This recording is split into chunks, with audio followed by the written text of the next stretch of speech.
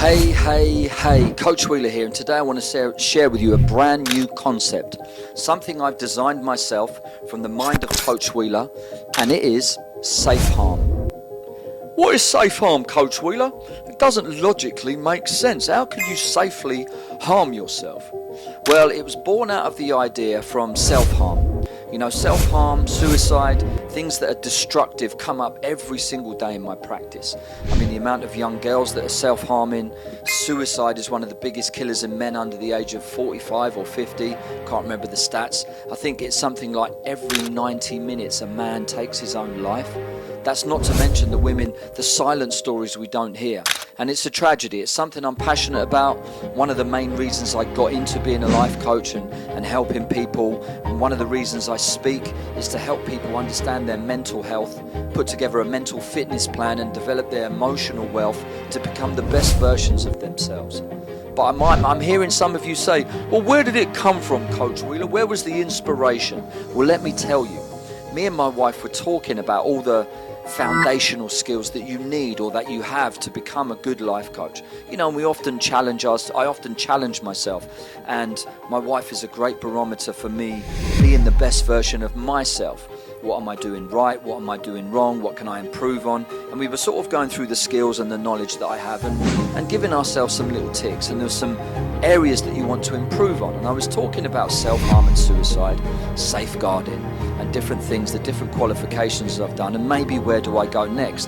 What new literature, what new neuroscience is a big thing that I'm studying, and how that helps with some of the subliminal, subconscious minds and some of our patterns that we don't yet know. I was studying Freud's denial, the sections of Freud's denial and all those different things, repression, reflection, dereflection, all those kind of different things. And in what I was saying and talking about, I said the word safe harm. Then I said it again, and I was like, oh my God, I've had a word jumble there. I've gone from saying safeguarding and self-harm to safe harm. And we kind of laughed about it and moved past it. Then a few hours later, my wife texted me and said, maybe there's something there with safe harm. Maybe with your mind and your imagination and all the stuff you have, you could create something around self-harm, safe harm. You said it a few times, and I was like, yeah, I could.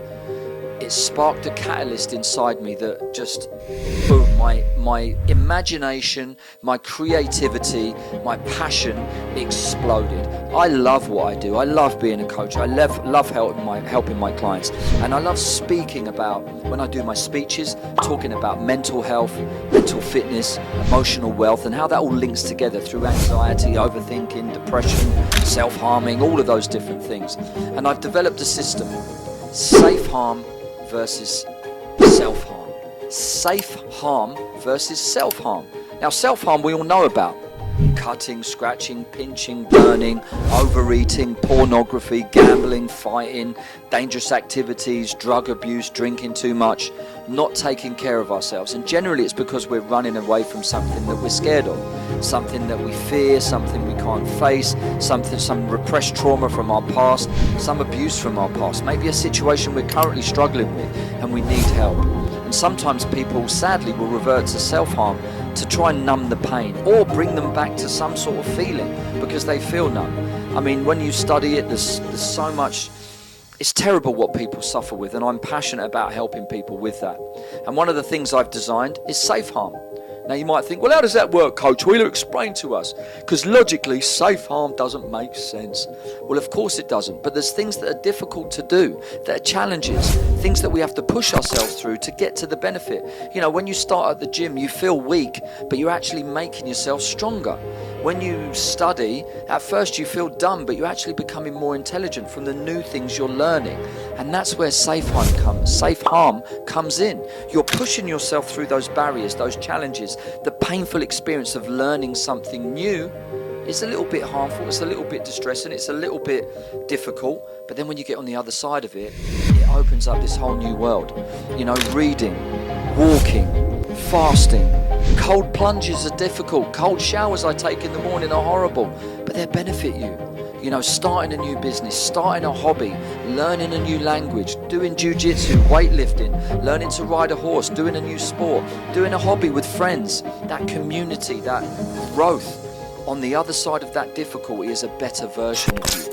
And even though it may not take away your fears or the abuse or something that happened to you in the past that you're struggling to deal with, when you raise your higher state of a conscious mind to blossom, to bloom, to grow, to build who you are, become more intelligent by reading a book, to become more articulate by learning a new language, to become fitter by fasting or yoga or meditation or dieting or whatever it is you decide to do.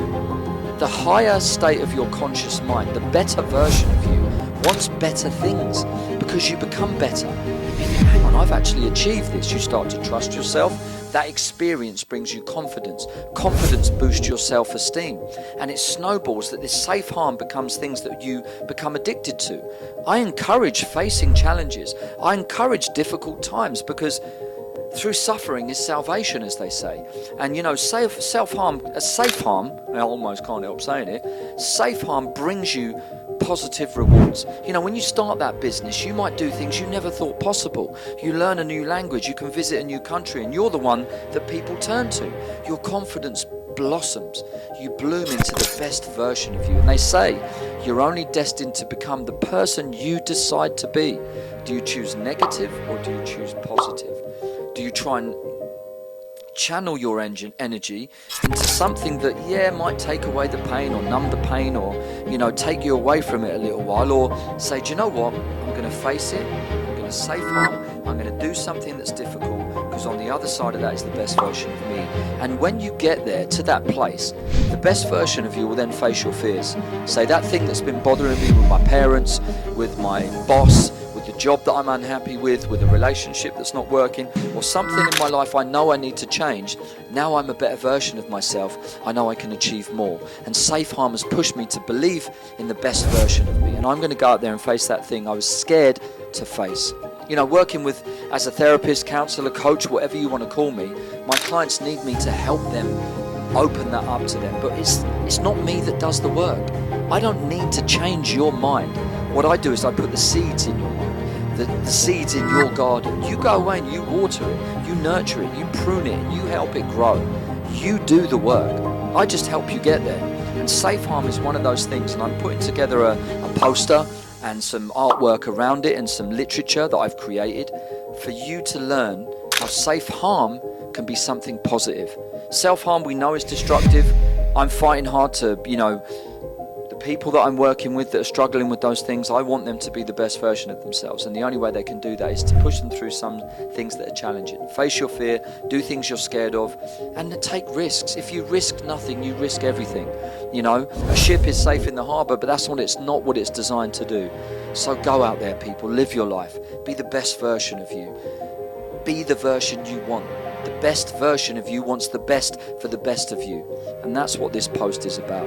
Safe harm versus self-harm. It makes sense. I hope it helps. Take care of your beautiful selves and each other.